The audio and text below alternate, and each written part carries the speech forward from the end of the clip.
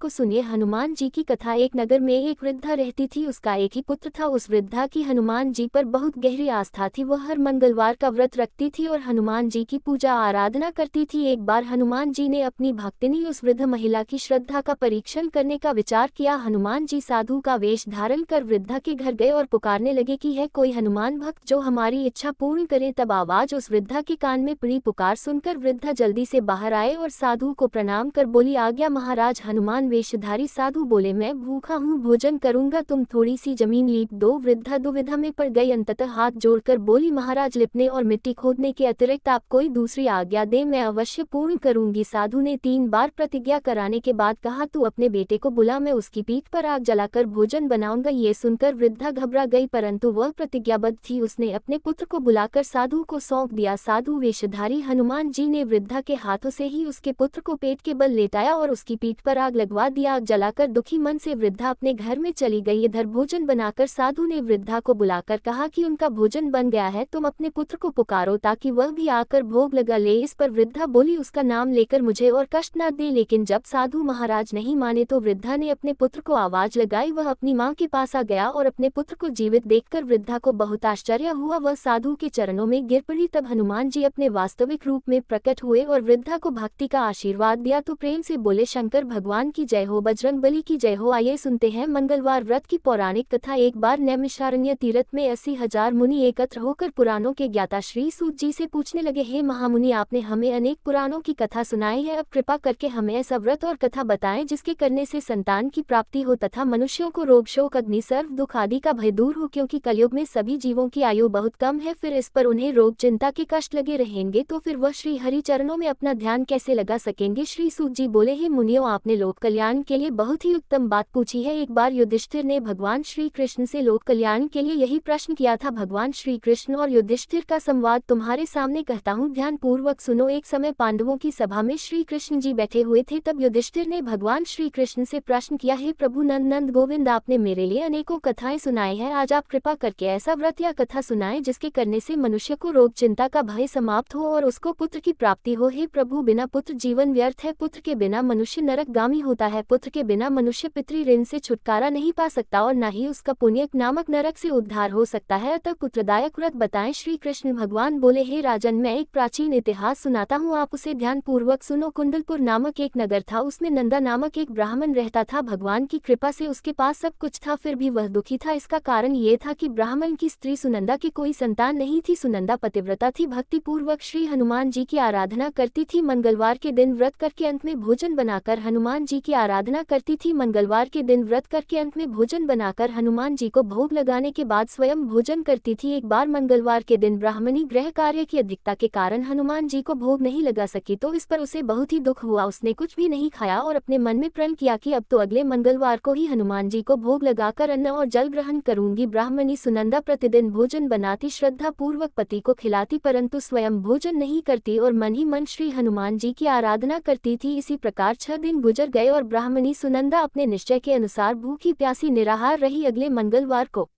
ब्राह्मणी सुनंदा प्रातःकाल ही बेहोश होकर गिर पड़ी। ब्राह्मणी सुनंदा की इस असीम भक्ति के प्रभाव से श्री हनुमान जी बहुत प्रसन्न हुए और प्रकट होकर बोले, सुनंदा, मैं तेरी भक्ति से बहुत प्रसन्न हूँ, तू उठ और वर मांग। सुनंदा अपने आराध्य देव श्री हनुमान जी को देखकर आनंद की अधिकता से विवल होकर श्री हनुमान जी के चरणों में गिरकर बोली, हे प्रभु, मेरी कोई संतान नहीं है, कृपा करके पुत्र और कन्या प्रदान करें, आपकी अति कृपा होगी। श्री महावीर जी बोले, तेरी इच्छा पूर्ण होगी, तेरे एक कन्या पैदा होगी, उसके अष्टांग प्रतिदिन सोना दिया करेंगे। इस प्रकार कहकर श्री महावीर जी अंतर्ध्य हो गए। ब्राह्मणी सुनंदा बहुत हर्षित हुई और समाचार अपने पति से कहा। ब्राह्मण देव कन्या का वरदान सुनकर कुछ दुखी हुई, परंतु सोना मिलने की बात सुनी तो बहुत प्रसन्न हुए। उन्होंने विचार किया कि ऐसी कन्या के साथ मेरी निर्धनता भी समाप्त हो जाएगी। श्री हनुमान जी की कृपा से वह ब्राह्मणी गर्भवती हुई और 10वें महीने में उसे बहुत ही सुंदर पुत्री प्राप्त हुई। यह बच्ची अपने पिता के घर में ठीक उसी तरह से बढ़ने लगी जिस प्रकार शुक्ल पक्ष का चंद्रमा बढ़ता है। 10वें दिन ब्राह्मण ने उस बालिका का नाम नामकरण संस्कार कराया। उसके कुल पुरोहित ने उस बालिका का नाम रत्नावली रखा, क्योंकि यह कन्या सोना प्रदान किया करती थी। इस कन्या ने पूर्व जन्म में बड़े ही विधान से मंगल देव का व्रत किया था। रत्नावली का अष्टांग बहुत सा सोना देता था। उस सोने से नंदा ब्राह्मण बहुत ही धनवान हो गया। अब ब्राह्मणी सुनंदा भी बहुत अभिमान करने लगी थी। समय बीतता रहा। अब रत्नावली 10 वर्ष की हो चुकी थी। एक दिन जब नंदा ब्राह्मण प्रसन्नचित्त था, तब सुनंदा ने अपने पति से कहा, मेरी पुत्री रत्नावली विवाह के योग्य हो गई है, इसलिए आप कोई सुंदर और योग्य वर देखकर विवाह कर दे। ये सुनकर ब्राह्मण बोला, अभी तो रत्नावली बहुत छोटी है। तब ब्राह्मणी बोली, शास्त्रों की आज्ञा है कि कन्या 8वें वर्ष में गौरी, 9 वर्ष रोहिणी, 10 वर्ष में कन्या, इसके पश्चात रजस्वला हो जाती है। गौरी के दान से पाताल लोक की प्राप्ति होती है, रोहिणी के दान से बैकुंठ लोक की प्राप्ति होती है, कन्या के दान से इंद्रलोक में सुखों की प्राप्ति होती है। अगर हे पतिदेव रजस्वला का दान किया जाता है तो घोर नरक की प्राप्ति होती है। इस पर ब्राह्मण बोला, अभी तो रत्नावली मात्र 10 ही वर्ष की है और मैंने तो 16-16 साल की कन्याओं के विवाह कराए हैं, अभी जल्दी ही क्या है। तब ब्राह्मणी सुनंदा बोली, आपको तो लोभ अधिक हो गया है लगता है। अगर 11वें वर्ष में विवाह नहीं होता है तो उसमें मासिक धर्म के रक्त का पिता और बड़े भाई को पान करना पड़ता है। शास्त्रों में कहा गया है कि माता पिता और बड़ा भाई रजस्वला कन्या को देखते हैं तो वह अवश्य ही नरकगामी होते हैं। तब ब्राह्मण बोला, अच्छी बात है, कल मैं अवश्य ही योग्य वर की तलाश में अपना दूत भेजूंगा। दूसरे दिन ब्राह्मण ने अपने दूत को बुलाया और आज्ञा दी कि जैसी सुंदर मेरी कन्या है वैसा ही सुंदर वर उसके लिए तलाश करो। दूत अपने स्वामी की आज्ञा पाकर निकल पड़ा। पंप नगरी में उसने एक सुंदर लड़के को देखा। यह बालक एक ब्राह्मण परिवार का बहुत गुणवान पुत्र था। इसका नाम सोमेश्वर था। दूत ने इस सुंदर और गुणवान ब्राह्मण पुत्र के बारे में अपने स्वामी को पूर्ण विवरण दिया। ब्राह्मण नंदा को भी सोमेश्वर अच्छा लगा और फिर एक शुभ मुहूर्त में विधि पूर्वक कन्यादान करके ब्राह्मण संतुष्ट हुए, परंतु ब्राह्मण के मन में तो लोभ समाया हुआ था। उसने कन्यादान तो कर दिया था पर वह बहुत ही खिन्न था। उसने विचार किया कि रत्नावली तो अब चली जाएगी और मुझे इससे जो सोना मिलता था वह अब मिलेगा नहीं। मेरे पास जो धन था कुछ तो इसके विवाह में खर्च हो गया और जो शेष बचा है वह भी कुछ दिनों के बाद समाप्त हो जाएगा। मैंने तो इसका विवाह करके बहुत बड़ी भूल कर दी है। अब कोई ऐसा उपाय हो कि रत्नावली मेरे घर में ही बनी रहे, अपनी ससुराल ना जाए। लोभ रूपी राक्षस ब्राह्मण के मस्तिष्क पर छाता जा रहा था। रात भर अपनी शैया पर बेचैनी से करवटें बदलते बदलते उसने एक बहुत ही क्रूर निर्णय लिया। उसने विचार किया कि जब रत्नावली को उसका पति सोमेश्वर अपने घर के लिए जाएगा तो वह मार्ग में छिपकर सोमेश्वर का वध कर देगा और अपनी लड़की को अपने घर ले आएगा, जिससे नियमित रूप से उसे सोना भी मिलता रहेगा और समाज का कोई मनुष्य उसे दोष भी नहीं दे सकेगा। जब अगले दिन सुबह हुई तो नंदा और सुनंदा ने अपनी जमाई तथा लड़की को बहुत सारा धन देकर विदा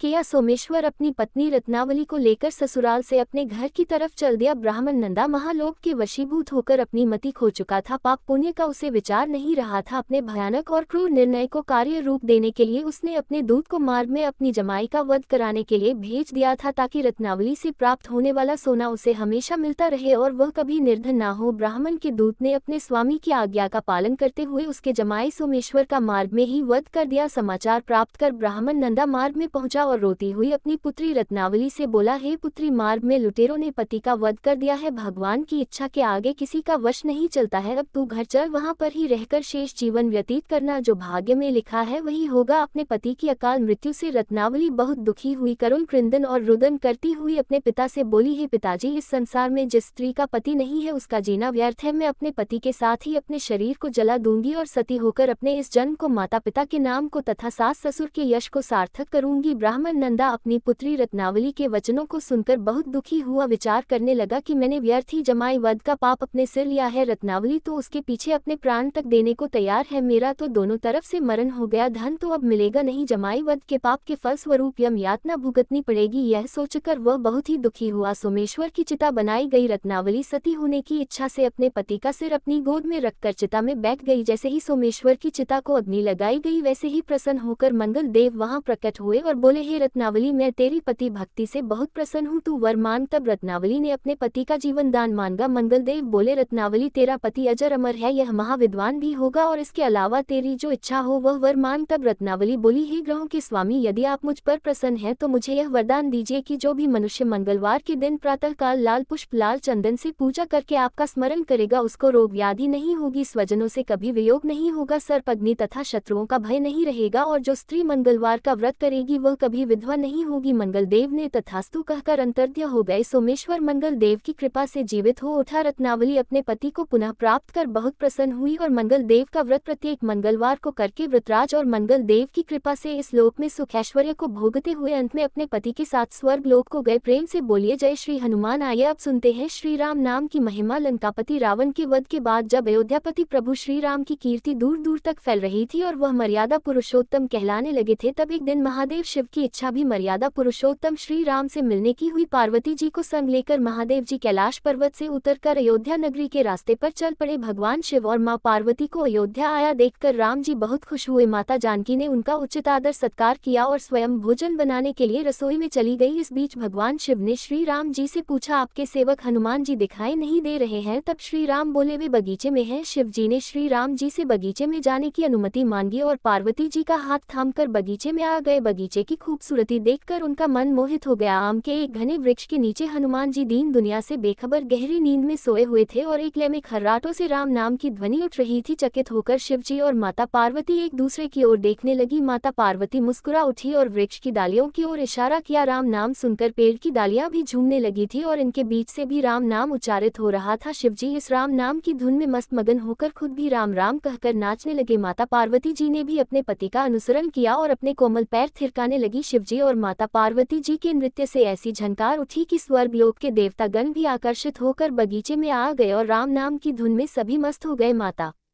जानकी भोजन तैयार करके प्रतीक्षा कर रही थी, परंतु संध्या गिरने पर भी अतिथि नहीं पधारे। तब अपने देवर लक्ष्मण जी को बगीचे में भेजा। लक्ष्मण जी तो स्वयं को श्री राम का सेवक ही मानते थे, इसलिए बगीचे में आकर जब उन्होंने धरती पर स्वर्ग का नजारा देखा तो स्वयं भी राम नाम की धुन में झूम उठे। महल में माता जानकी जी परेशान हो रही थी कि अभी तक भोजन ग्रहण करने कोई भी क्यों नहीं आया। उन्होंने श्री राम जी से कहा, भोजन ठंडा हो रहा है, चलिए हम ही जाकर बगीचे में से सभी को ले आए। तब जब राम जी बगीचे में गए तो वहां राम नाम की धूम मची हुई थी। हनुमान जी गहरी नींद में सोए हुए थे और उनके खर्राटों से अभी तक राम नाम ही निकल रहा था। श्री राम भाव विह्वल हो उठे। राम जी ने हनुमान जी को नींद से जगाया और प्रेम से उनकी तरफ निहारने लगे। हनुमान जी प्रभु को आया देखकर शीघ्रता से उठकर खड़े हो गए। नृत्य की सभा भंग हो गई। शिव जी खुले कंठ से हनुमान जी की राम भक्ति की सराहना करने लगे। हनुमान जी से कुचाए लेकिन मन ही मन खुश हो रहे थे। श्री सियाराम ने भोजन करने का आग्रह भगवान शिव जी से किया। सभी लोग महल में भोजन करने के लिए चल पड़े। माता जानकी जी भोजन परोसने लगी। हनुमान जी को भी श्री राम जी ने पंक्ति में बैठने का आदेश दिया। हनुमान जी बैठ तो गए, परंतु आदत ऐसी थी कि राम जी के भोजन परोसने के उपरांत ही सभी लोग भोजन करते थे। आज श्री राम के आदेश से पहले भोजन करना पड़ रहा था। माता जानकी हनुमान जी को भोजन परोसती जा रही थी, परंतु हनुमान जी का पेट ही नहीं भर रहा था। सीता जी कुछ समय तक तो उन्हें भोजन परोसती रही, फिर समझ गई कि इस तरह से तो हनुमान जी का पेट नहीं भरेगा। उन्होंने तुलसी के एक पत्ते पर राम नाम लिखा और भोजन के साथ हनुमान जी को परोस दिया। तुलसी पत्र खाते ही हनुमान जी को संतुष्टि मिली और वह भोजन खाकर उठकर खड़े हो गए। भगवान शिव शंकर ने प्रसन्न होकर हनुमान जी को आशीर्वाद दिया कि आपकी राम भक्ति युगों युगों तक याद की जाएगी और आप संकट मोचन के नाम से जाने जाएंगे। आइए अब सुनते हैं राम नाम की महिमा की दूसरी कहानी। महादेव जी को एक बार बिना कारण के किसी को प्रणाम करते देखकर पार्वती जी ने पूछा, आप किसको प्रणाम करते रहते हैं? तब शिव जी ने अपनी धर्मपत्नी पार्वती जी से कहा कि हे देवी, जो व्यक्ति एक बार राम कहता है उसे मैं 3 बार प्रणाम करता हूँ। पार्वती जी ने एक बार शिव जी से पूछा, आप शमशान में क्यों जाते हैं और यह चिता की भस्म शरीर पर क्यों लगाते हैं? उसी समय शिव जी पार्वती जी को शमशान ले गए। वहां एक शव अंतिम संस्कार के लिए लाया गया। लोग राम नाम सत्य है कहते हुए शव को ला रहे थे। शिव जी ने कहा कि देखो पार्वती, इस शमशान की ओर जब लोग आते हैं तो राम नाम का स्मरण करते हुए आते हैं और इस शव के निमित्त से कई लोगों के मुख से मेरा अति प्रिय दिव्य राम नाम निकलता है। उसी को सुनने मैं शमशान में आता हूँ और इतने लोगों के मुख से राम नाम का जप करवाने में निमित्त बनने वाले इस शव का मैं सम्मान करता हूँ, प्रणाम करता हूँ और अग्नि में जलने के बाद उसकी भस्म को अपने शरीर पर लगा लेता हूँ। राम नाम बुलवाने वाले के प्रति मुझे इतना प्रेम है। एक बार शिव जी कैलाश पर पहुंचे और पार्वती जी से भोजन मांगा। तब पार्वती जी विष्णु सहस्त्र नाम का पाठ कर रही थी। पार्वती जी ने कहा, अभी पाठ पूरा नहीं हुआ है, कृपया थोड़ी देर प्रतीक्षा कीजिए। तब शिव जी ने कहा कि इसमें तो समय और श्रम दोनों लगेंगे। संत लोग जिस तरह से सहस्त्र नाम को छोटा कर लेते हैं और नित्य जपते हैं, वैसा उपाय कर लो। तो पार्वती जी ने पूछा कि वो उपाय कैसे करते हैं, मैं सुनना चाहती हूँ। तो शिव जी ने बताया, केवल एक बार राम कह लो, तुम्हें सहस्त्र नाम भगवान के 1000 नाम लेने का फल मिल जाएगा। एक राम नाम 1000 दिव्य नामों के समान है। तब पार्वती जी ने वैसा ही किया। भगवान बोले, श्री राम राम रामेति रमे रामे मनोरमे सहस्त्र नाम तत्तुल्यम राम नाम वरान्य। ये राम नाम सभी आपदाओं को हरने वाला, सभी संपदाओं को देने वाला दाता है, सारे संसार को विश्राम या शांति प्रदान करने वाला है। इसलिए मैं इसे बार बार प्रणाम करता हूँ। भवसागर की सभी समस्याओं और दुखों के बीजों को भूंज के रख देने वाला, समूल नष्ट कर देने वाला, सुख संपत्तियों को अर्जित करने वाला, यमदूतों को खदेड़ने वाला केवल राम नाम का जप है। इसलिए प्रयास पूर्वक स्वयं भी राम नाम जपते रहना चाहिए और दूसरों को भी प्रेरित करके राम नाम जपना चाहिए। इससे अपना और दूसरों का तुरंत कल्याण हो जाता है। यही सबसे सुलभ और अचूक उपाय है।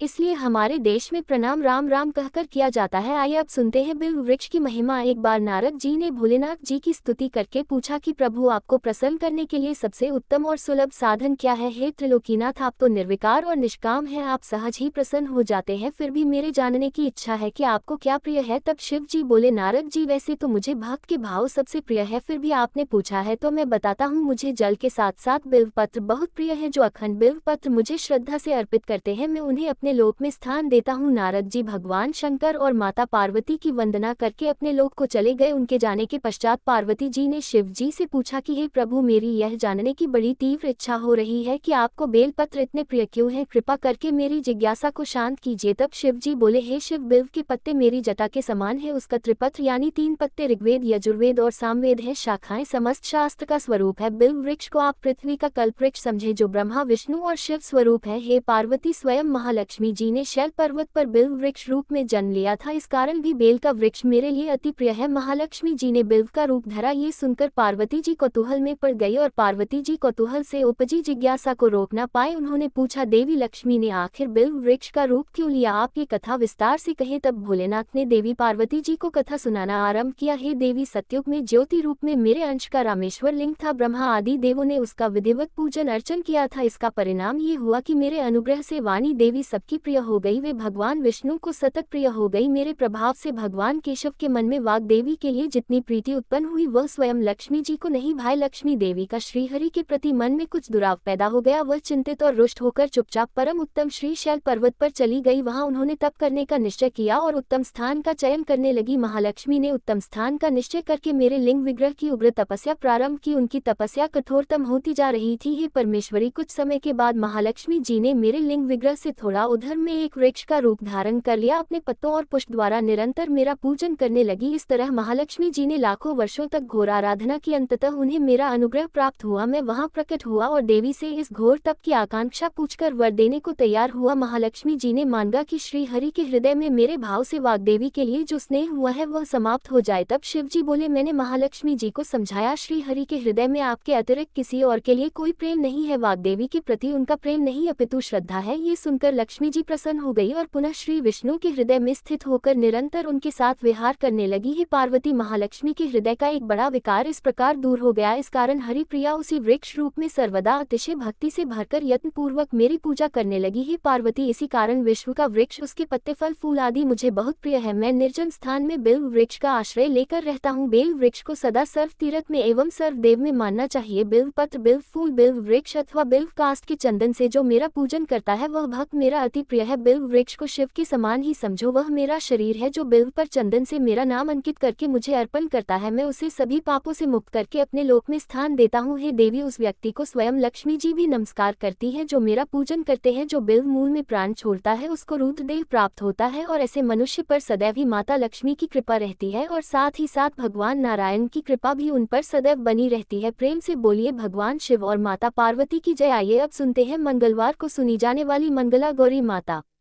की पौराणिक कथा। कुरु देश में श्रुतकीर्ति नामक एक विद्वान, कीर्तिशाली, शत्रुओं का नाश करने वाला, 64 कलाओं का ज्ञाता तथा धनुर्विद्या में कुशल राजा हुआ था। पुत्र के अलावा अन्य सभी शुभ चीजें उस राजा के पास थी, इसलिए वह राजा संतान के विषय में अत्यंत चिंतित हुआ और जब ध्यान पूर्वक देवी की आराधना करने लगा तब उसकी कठोर तपस्या से देवी प्रसन्न हो गई और उससे यह वचन बोली कि हे सुव्रत, वर मांगो। तब श्रुतकीर्ति बोला, हे देवी, यदि आप मुझ पर प्रसन्न हो तो मुझे सुंदर पुत्र दीजिए। हे देवी, आपकी कृपा से अन्य किसी भी वस्तु का अभाव नहीं है। तब उसका यह वचन सुनकर पवित्र मुस्कान वाली देवी ने कहा, राजन, तुमने अत्यंत दुर्लभ वर मांगा है, फिर भी कृपावश मैं तुम्हें अवश्य दूंगी। किंतु हे राजन सुनिए, यदि परम गुण पुत्र चाहते हो तो वह केवल 16 वर्ष तक जीवित रहेगा, और यदि रूप तथा विद्या से पुत्र चाहते हो तो दीर्घजीवी होगा। देवी का ये वचन सुनकर राजा चिंतित हो उठा और पुनः अपनी पत्नी से परामर्श करके उसने गुणवान तथा सभी शुभ लक्षणों से संपन्न 16 वर्ष की आयु वाला पुत्र मांगा। तब देवी ने भक्ति संपन्न राजा से कहा, हे नृपनंदन, मेरे मंदिर के द्वार पर आम का वृक्ष है, उसका एक फल लाकर मेरी आज्ञा से अपनी पत्नी को उसे भक्षण हेतु प्रदान करो, जिससे वह शीघ्र ही गर्भ धारण करेगी, इसमें संदेह नहीं है। प्रसन्न होकर राजा ने वैसा ही किया और उसकी पत्नी ने गर्भ धारण कर लिया। 10वें महीने में उसने देवतुल्य सुंदर पुत्र को जन्म दिया। तब हर्ष तथा शोक से युक्त राजा ने बालक का जातकर्म आदि संस्कार किया और शिव का स्मरण करते हुए उसका नाम चिरायु रखा। इसके बाद पुत्र के 16 वर्ष के होने पर पत्नी सहित राजा चिंता में पड़ गए और वे विचार करने लगे कि यह पुत्र बड़े कष्ट से प्राप्त हुआ है और मैं इसकी दुखद मृत्यु अपने ही सामने कैसे देख सकूंगा। ऐसा विचार करके राजा ने पुत्र को उसके मामा के साथ काशी भेज दिया। प्रस्थान के समय राजा की पत्नी ने अपने भाई से कहा कि आप मेरे पुत्र को काशी ले जाए। मैंने भगवान मृत्युंजय से पूर्व में पुत्र के लिए प्रार्थना की थी और कहा था कि हे विश्वेश, आप जगतपति की यात्रा के लिए मैं उस पुत्र को अवश्य भेजूंगी, अतः आप मेरे पुत्र को आज ही ले जाए और सावधानी पूर्वक इसकी रक्षा कीजिएगा। अपनी बहन की यह बात सुनकर भांजे के साथ वह चल पड़ा। कई दिनों तक चलते चलते वह आनंद नामक नगर में पहुंचा। वहां सभी प्रकार की समृद्धियों से संपन्न वीरसेन नाम वाला राजा रहता था। उस राजा की एक सर्वलक्षण संपन्न युवावस्था प्राप्त मनोहर और रूप लावण्यमयी मंगला गौरी नामक कन्या थी। उत्तम सौंदर्य अभिवृद्धि को प्राप्त वह कन्या किसी समय सखियों के साथ नगर के उपवन में क्रीड़ा करने के लिए गई हुई थी। उसी समय वह चिरायु तथा उसका मामा वे दोनों भी वहां पहुंच गए और उन कन्याओं को देखने की लालसा से वही विश्राम करने लगे। इसी बीच विनोद पूर्वक क्रीड़ा करती हुई उन कन्याओं में से किसी एक ने कुपित होकर राजकुमारी को राना ये को वचन कह दिया। तब उस अशुभ वचन को सुनकर राजकुमारी ने कहा कि तुम अनुचित बातें क्यों बोल रही हो, मेरे कुल में तो इस प्रकार की कोई नहीं है। मंगला गौरी की कृपा से तथा उनके व्रत के प्रभाव से विवाह के समय जिसके सर पर मेरे हाथ से अक्षत पड़ेंगे, हे सखी, वही यदि अल्पायु वाला भी होगा तो भी चिरंजीवी हो जाएगा। इसके बाद वे सभी कन्याएं अपने अपने घर चली गई। उसी दिन राजकुमारी का विवाह था। बालिक देश के दृढ़ नामक राजा के सुकेत नाम वाले पुत्र के साथ उसका विवाह निश्चित किया गया था। वह सुकेत विद्याहीन, कुरूप तथा बहरा था। तब सुकेत के साथ आए हुए उन लोगों ने विचार किया कि इस समय कोई दूसरा श्रेष्ठ वर ले जाना चाहिए और विवाह संपन्न हो जाने के बाद वहां सुकेत पहुंच जाए। तो उन लोगों ने चिरायु के मामा के पास जाकर याचना की कि आप इस बालक को हमें दे दीजिए, जिससे हमारा कार्य सिद्ध हो जाए। इस पृथ्वी पर परोपकार के समान दूसरा कोई धर्म नहीं है। तब उनकी बात सुनकर चिरायु का मामा मन ही मन बहुत प्रसन्न हुआ, क्योंकि इसने उपवन में पहले ही कन्या मंगला गौरी की बात सुन ली थी। फिर भी उसने एक बार कहा कि आप लोग इसे किस लिए मांग रहे हैं? कार्य की सिद्धि हेतु वस्त्र अलंकार आदि मांगे जाते हैं, वर तो कहीं भी नहीं मांगा जाता। तथापि आप लोगों का सम्मान रखने के लिए मैं इसे दे रहा हूँ। इसके बाद चिरायु को वहां ले जाकर उन लोगों ने विवाह संपन्न कराया। सप्तपदी आदि के हो जाने पर रात्रि में शिव पार्वती की प्रतिमा के समक्ष उस चिरायु ने हर्षयुक्त